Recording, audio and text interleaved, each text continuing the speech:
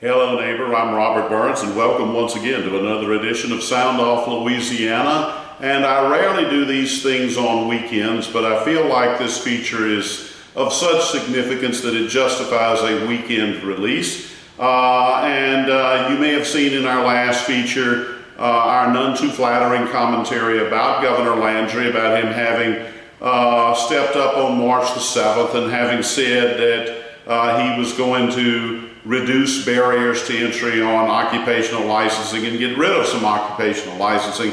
And then of course you saw that he did the exact opposite with regard to House Bill 930 by Representative Ventrella that would have reduced the number of hours required for an occupational license, namely a hair-only license. Never mind that Texas, who they always want to say we can't compete with Texas. Well, maybe part of that is because you do things like this. But we called him out on the hypocrisy of it. We'll have some more commentary on that shortly. But right now, Governor Landry, in my opinion, has got much bigger fish to fry.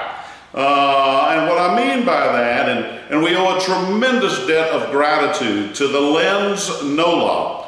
And we're going to provide a link for their feature. Through their diligent investigative efforts, they have uncovered the fact that state police has entered into a contract with WilmerHale for the amount of $1,000 an hour. And the lead attorney, well, and by the way, the $1,000 an hour, it would be capped at $2 million. However, it can be renewed for 2 more consecutive years. So in theory, that would be up to $6 million. And the purpose of the WilmerHale contract, and you may have remembered that back when there was the big Superdome, big event of how we were going to make state police the greatest agency and this, that, and the other. And they had Ed McClanahan, I may be mispronouncing his name, doesn't take any notes for this. But I think I'm close on it. We're just going to call him Ed, okay? When you can get $1,000 an hour, good enough we can use first names.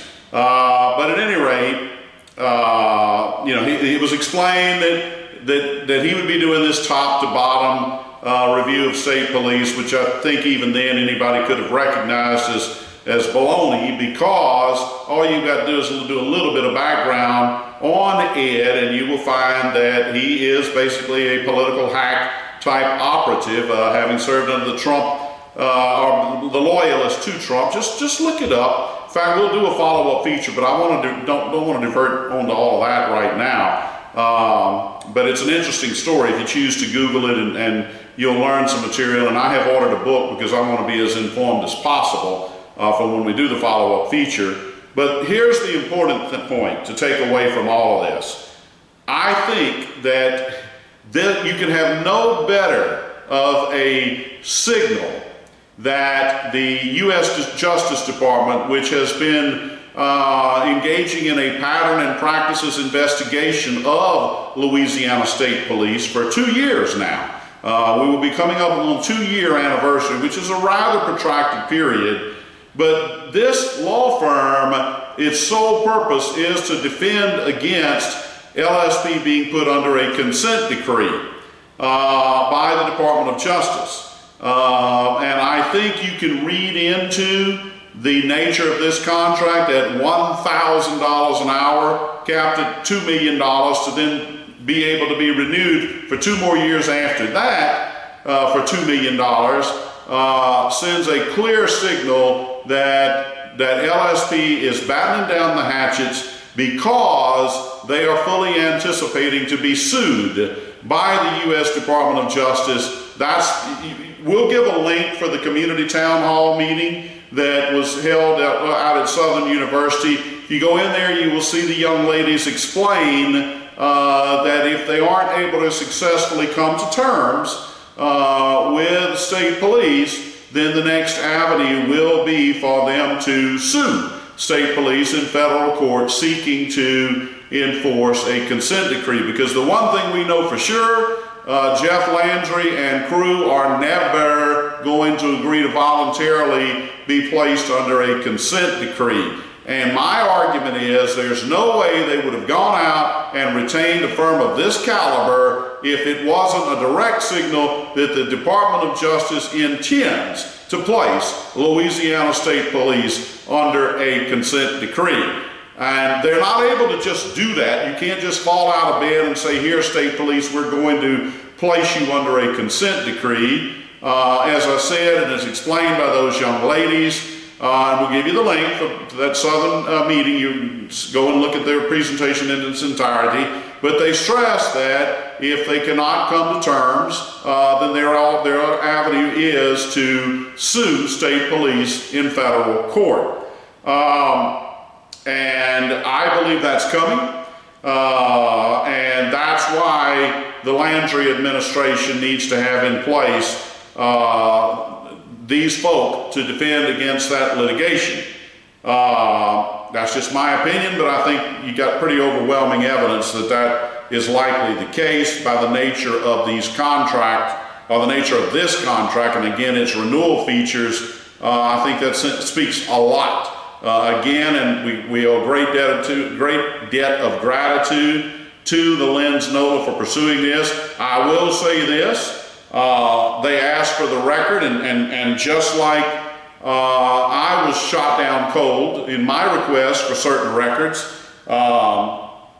they went ahead and had to sue to get this contract.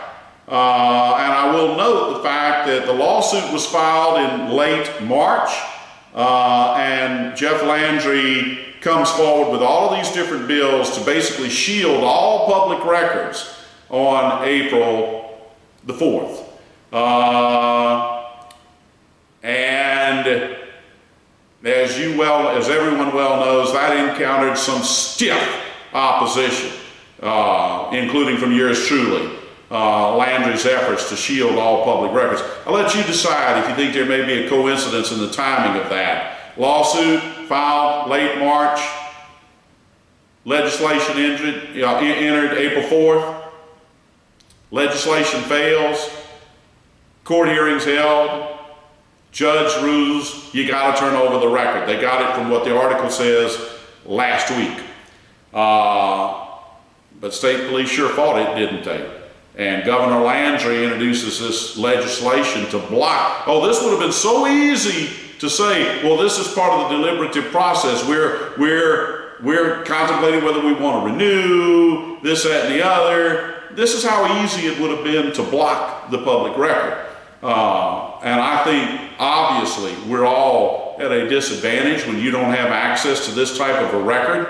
If you read the article, you will see that that $1,000 an hour exceeds the statutory rate. That will be left for Governor Landry and or Liz Murrill to explain away how they have gone ahead and executed this contract above that statutory rate. I realize that Nick Manali said, well, there's an exception in there, but I also saw where they went to a law professor and he says, no, I don't see any exception on the statute. So that's basically going to wrap this up. I tried to keep it short. Again, I don't usually do these sorts of things on weekends, but I think when you're talking about a $1,000 an hour contract, and well, let me just say this before I do wrap it up, because I firmly believe that there will be a lawsuit filed by the Department of Justice against state police.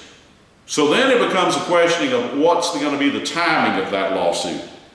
And I'm going to step out on a limb here and say it's going to be filed probably 3 or 4 weeks before the election, the presidential election, okay? And it would beg the question, if that turns out to be the timing, is the DOJ once again being weaponized in politics? Because there's no question that filing that lawsuit will probably boost Joe Biden's support amongst the black community throughout the nation, because right now they're to a degree saying it doesn't look like you've done much in this area. And so it will certainly call into question if the litigation against state police is filed a few weeks before the election. or quite frankly, if it's filed any time between now and the election, because you would figure that there was 2 years ought to have been enough time to have gathered the evidence that you would need if LSP is not going to be cooperative in your discussions with them. And I can assure you that the Landry administration and the folk he's put in at LSP are not going to be cooperative with regard to anything even closely resembling a consent decree. And as I said, Ed has close ties with the Trump folk, and so I'm sure that explains why Jeff Landry would want to procure him. And if Trump wins, I guess Jeff will have pushed all the chips to the table, and his hand will have paid off. We'll have to see what happens if Trump does not win. So that's it. But I thought you'd find it noteworthy to know that you are now paying $1,000 an hour with a cap of $2 million a year to this law firm to defend against LSP potentially being placed under a consent decree. And I am predicting that there will be a federal lawsuit by the DOJ to place LSP under a consent decree, and it will happen prior to the election. So this is Robert Burns thanking you so much for your dedication. You ought to look over that Lens NOLA feature. Again, they did a fantastic job, and I hope everyone had an enjoyable Memorial Day, and we will see you again soon for another edition of Sound Off Louisiana. Thank you so much.